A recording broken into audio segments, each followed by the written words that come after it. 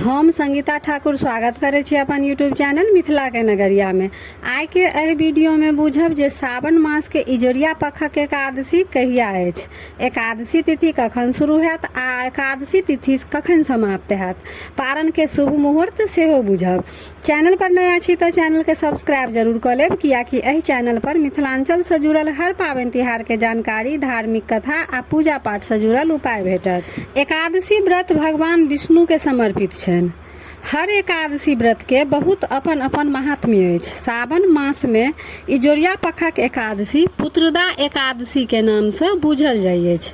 ई एकादशी सब केओ अपन संतान के सुख समृद्धि ले राखे छथि आ जिनका संतान नहीं छनि ओ संतान के प्राप्ति लेल सेहो व्रत राखे छथि आ विष्णु भगवान मनोकामना जरूर सुनै छथिन। तऽ पुत्रदा एकादशी 5 अगस्त मंगल दिन राखल जायत। एकादशी तिथि शुरू भ जायत 4 अगस्त दोपहर के 11:43 पर आ एकादशी तिथि समाप्त हैत 5 अगस्त दोपहर के 12:04 पर। तो उदया तिथि के अनुसार एकादशी व्रत 5 अगस्त मंगल दिन राखल जायत आ एकादशी व्रत के पारण 6 अगस्त भिनसर के 5:44 से 8:10 के मध्य में रहत।